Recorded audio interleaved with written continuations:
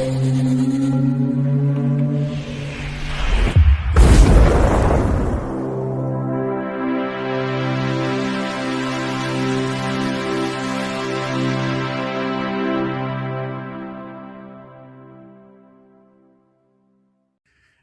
Bayek, it's me Ian. And in today's video, well, I'm continuing my look at the first season of The X-Files. And this is episode 19, Shapes, from 1994.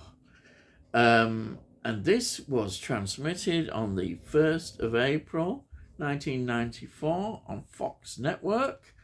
And on the 2nd of February 1995 in the UK, it was transmitted on BBC Two, and it had been a very successful run, yes. Now, before this, we'd had Miracle Man, and the next one to come after this will be Darkness Falls. Now, this is written by Marilyn Osborne. She is a producer and writer. She had been involved in Morgan and Wang's Space Above and Beyond, which was critically acclaimed that between 1995 and 96. But unfortunately, it only had one season. It got cancelled. And then we've got Touched by an Angel. Now, this was a successful series between 1994 and 2003. She was involved in that. That's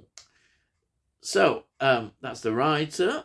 And then we've got the director. And it is David Nutter again. In season 1, the first season, we've got him directing Ice, Beyond the Sea. Wow, what a story that is. Beyond the Sea, Lazarus, Tombs, Roland. Those are the sort of season 1 episodes. Then the second season, we've got the opener, which is Little Green Men. It's an important episode, that one. Then we've got 3. We've got Blood, Firewalker, Irresistible. Then third season, we've got Nisei, which is 1995. Third season episode again. We've got Revelation. Yeah, Revelation. And then Too Shy, 1995, third season. So all those were directed by David Nutter. And he'd gone on and done all sorts of TV shows and directing and all that kind of thing. Now, here we've got some locations which are interesting. We've got locations at Maple Ridge and Pitt Meadows, all in British Columbia, and also a site named Bordertown. It's a specially built film set. Yes, this is because Canada is such an attraction for film producers as well as TV series. And here we have it. It brings people in, and it's useful for shows like The X-Files to use a place like that. It's excellent.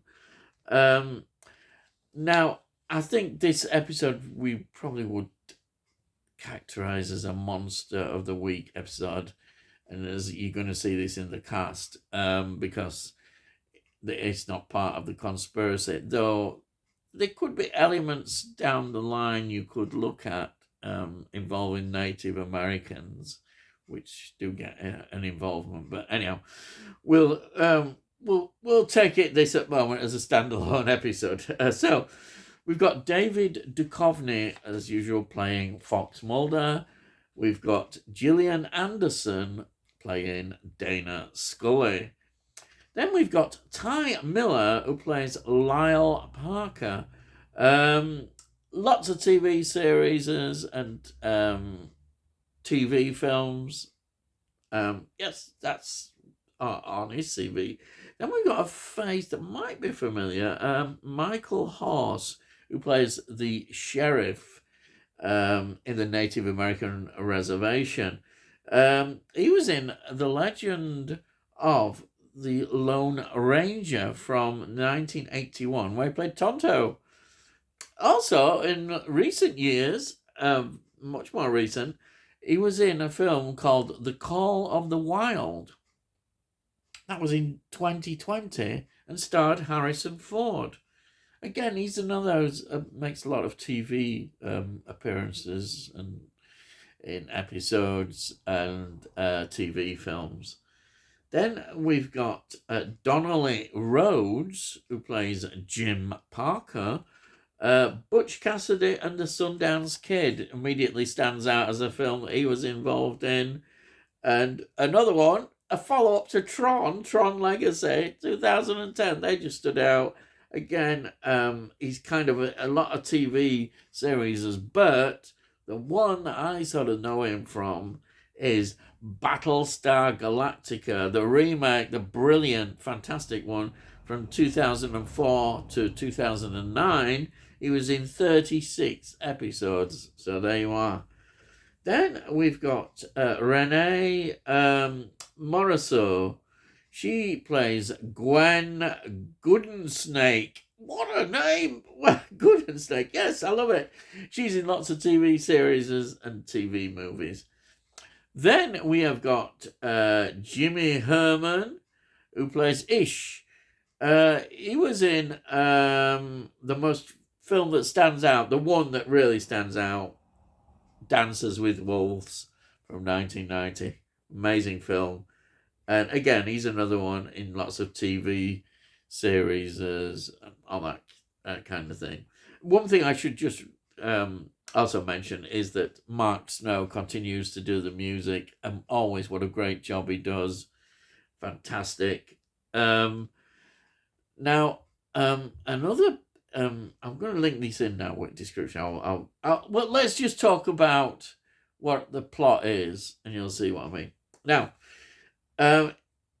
what happens is a creature in Native American mythology or folklore is called the Manitou, and that is very much like a werewolf. And this is suspected of killing a local man to the Native American reservation who gets killed, and it looks very suspicious to many people that it's not a straightforward killing at all, that some animal or something like that has killed him.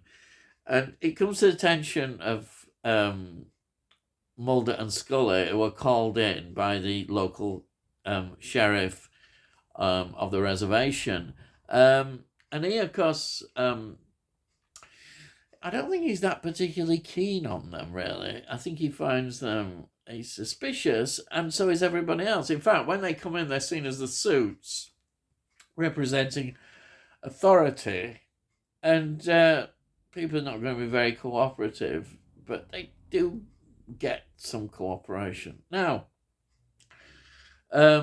Mulder, of course, then informs Scully that it is, in fact, on the X-File.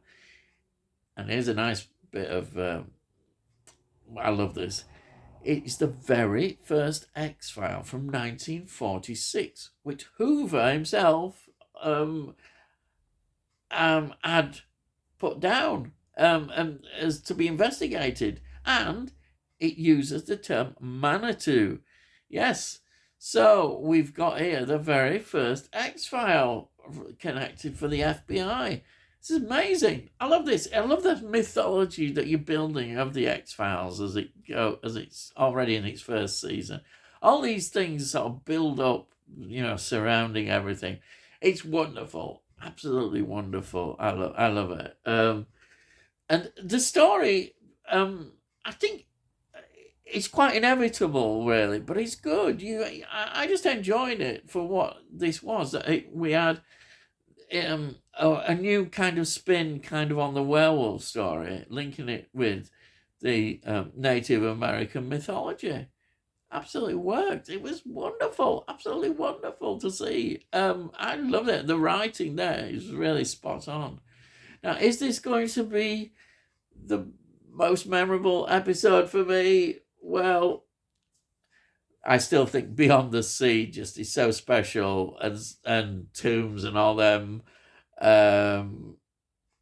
But this is up there. It's definitely, because I think this first season is very strong in terms of these Monster of the Week episodes. Really is. And I couldn't really highly recommend this anymore than I can. It's just, yeah, I think you should just enjoy it and love it. There's so much. It just sails by. If you were binge watching this, it would just be building it all up. You would just love it. Just seeing, again, Mulder and Scully working so well together. They're great. They're so into this role. In this first season, they just immediately got into it, and it just shows. And the writing and everything about it, I really love. And I think that's it, really. I don't want to give too much away on the ending. I won't give anything away on the ending, but yes, it's all there. All the ingredients that if you love the X-Files, you will love. So, before I go, as usual, I'll show you this, which is the first season box set. But it is the little box set within the big box set. Yes, there it is. And it's a wonderful box. It really is. Right. So if you're new to the channel, please subscribe and we'll let you know when I put out videos. And then you can check, if you look on the playlist, you can see all my X-Files reviews. But then you can see all the other things I've done, which are all film reviews and TV series. There's a lot of nostalgia based. Everything, it's all there. Music even, yeah, in there. So there. And if you like this particular video, please give it a like, get it out onto YouTube and into algorithms, hopefully, and then more people might enjoy it and you can watch it. That'd be great. If you've got any comments as well, please put your comments down. I'd love to read your comments. I'll always reply them. Yep, I will. I'll always reply. And it costs notes. So you can't say fairer than that, can you?